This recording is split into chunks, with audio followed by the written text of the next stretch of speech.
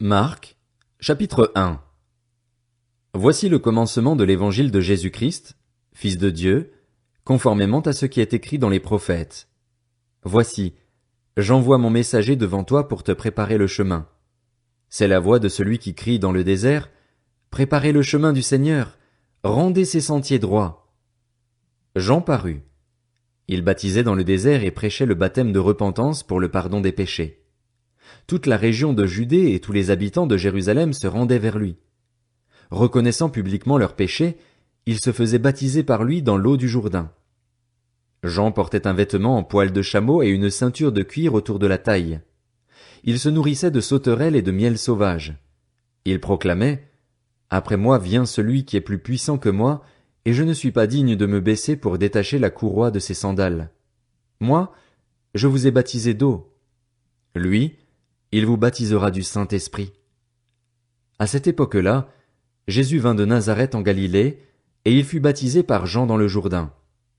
Au moment où il sortait de l'eau, il vit le ciel s'ouvrir et l'Esprit descendre sur lui comme une colombe, et une voix se fit entendre du ciel. « Tu es mon Fils bien-aimé, tu as toute mon approbation. » Aussitôt, l'Esprit poussa Jésus dans le désert où il passa 40 jours, tenté par Satan. Il était avec les bêtes sauvages et les anges le servaient. Après que Jean eut été arrêté, Jésus alla en Galilée. Il proclamait la bonne nouvelle du royaume de Dieu et disait « Le moment est arrivé et le royaume de Dieu est proche. Changez d'attitude et croyez à la bonne nouvelle. » Comme il marchait le long du lac de Galilée, il vit Simon et André, frères de Simon, qui jetaient un filet dans le lac. C'étaient en effet des pêcheurs.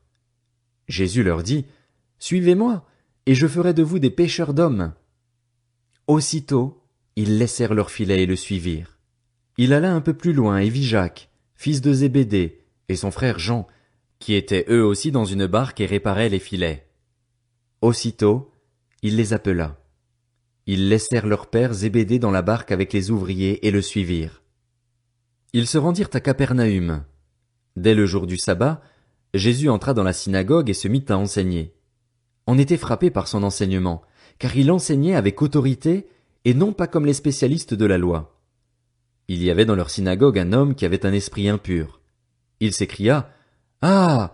Que nous veux-tu, Jésus de Nazareth? Es-tu venu pour nous perdre? Je sais qui tu es, le Saint de Dieu. » Jésus le menaça en disant « Tais-toi et sors de cet homme. » L'esprit impur sortit de cet homme en le secouant violemment et en poussant un grand cri. Tous furent si effrayés qu'ils se demandaient les uns aux autres « Qu'est-ce que ceci? Quel est ce nouvel enseignement? Il commande avec autorité même aux esprits impurs, et ils lui obéissent. » Et sa réputation gagna aussitôt toute la région de la Galilée.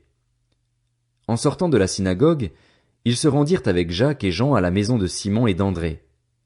La belle-mère de Simon était couchée avec de la fièvre. Aussitôt on parla d'elle à Jésus.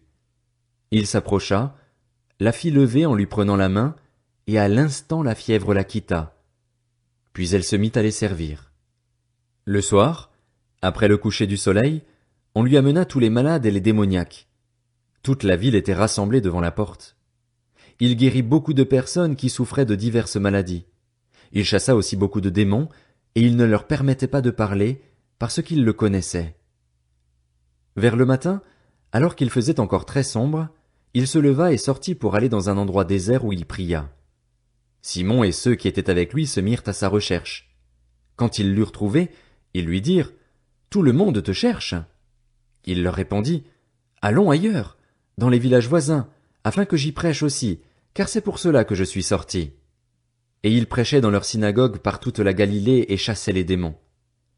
Un lépreux vint à lui et, se jetant à genoux, lui dit en suppliant « Si tu le veux, tu peux me rendre pur. » Rempli de compassion, Jésus tendit la main, le toucha et dit « Je le veux, sois pur. » Aussitôt la lèpre le quitta et il fut purifié.